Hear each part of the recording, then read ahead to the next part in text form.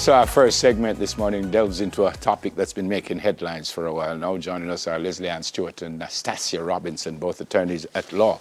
They will discuss the concerns surrounding the DPP's retirement age extension and the legal implications of such a decision.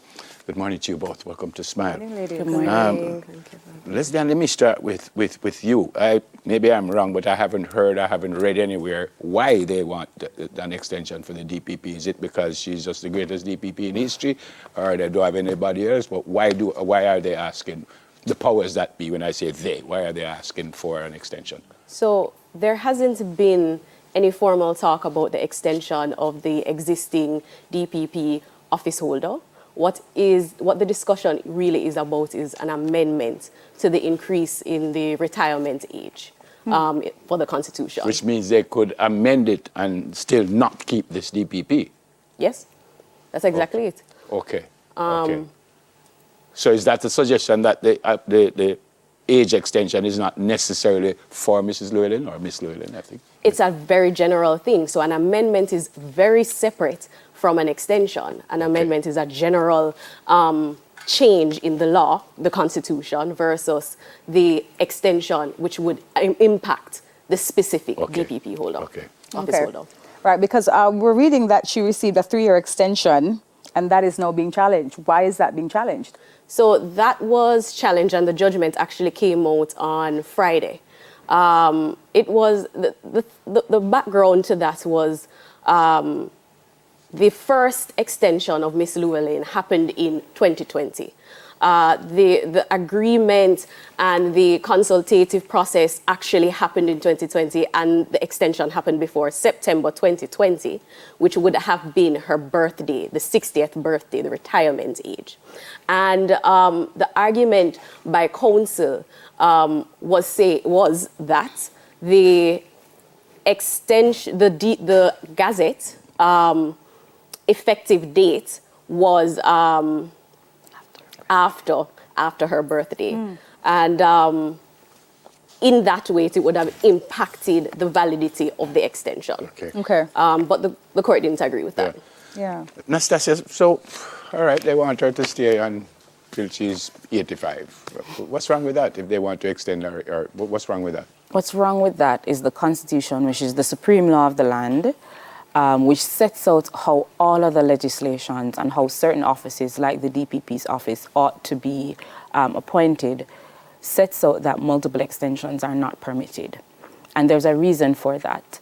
The offices such as the DPP and other offices that are done in consultation with the government, with the opposition, are done to ensure a democratic process, are done to ensure that political influences can't be named as the tool that was used for the appointment, right?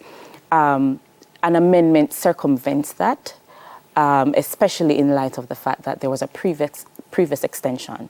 This amendment, if the incumbent remains in office, will effectively be an extension, which the Constitution doesn't allow for.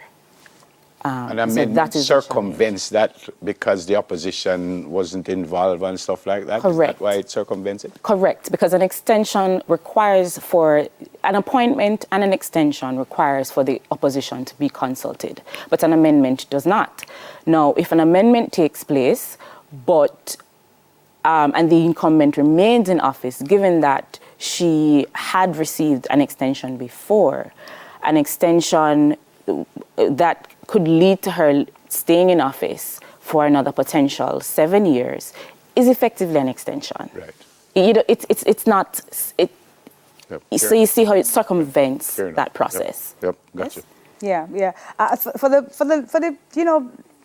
everyday Jamaican, they may be wondering why is this such a big deal, Nastasia. I mean, explain to us why it's actually something that we should be taking interest in. Again, there are certain offices that are responsible for governance of the country that ought to be independent and free from influences. The DPP's office is one such, which is why the Constitution allows for tenure and speaks to a particular way in which an individual is appointed as DPP. That is because these offices require public trust, right? We need to know that a person, and are not casting any aspersions or saying Miss Llewellyn is politically affiliated. I'm not. But I'm saying questions can and have been brought up in respect to the offices. And these are questions we want to avoid. We want to avoid questions that bring into concern the legitimacy of the office. And if you have questions that challenge the legitimacy, there's a problem, because these offices are to be seen as above fold. If you have talks of constitutional challenges, you can see how that already disrupts public trust. Yeah. Mr. Where are we now? Because the amendment, I don't know if I must say, has been passed. Is that the way you say it? Right. Right. So where are we now? So if it passed, why are we still talking about it? Is it not passed and done? So the bill has been passed, but for the bill to become law, there needs to be the Governor General's assent.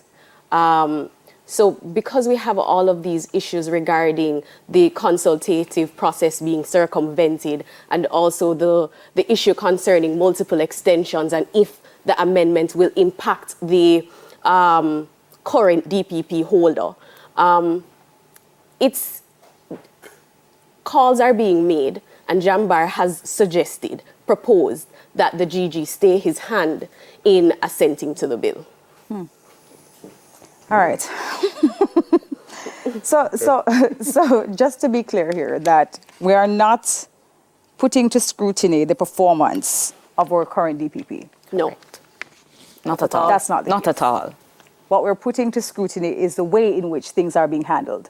Correct. Right, and how it does now impact future, The process. Right, exactly. Right. That's Okay. exactly it. Okay. And you are saying it was not handled properly. Well, we are saying that technically it was done in accordance with the Constitution. The process was Right, followed right. in relation to the Constitution. But what is important is an amendment to the supreme law of the land must include consultation, which is a principle of good democratic governance. So the government broke the law? I don't want to say that. Put it in your words. I would say It is not that the government didn't break the law, but as we've said before, and what we're saying is that the way in which the amendment itself is on the face of it permissible. Right. However, the challenge is if the incumbent remains, in light of the previous extension, in light of the fact that this is shy of 2 months of the official retirement given the extension, there are just certain questions that arise that ought not to arise when you're talking about offices such as the DPP. Let me not say it the way I said it earlier. Yes. Were any laws broken? No laws were broken, technically.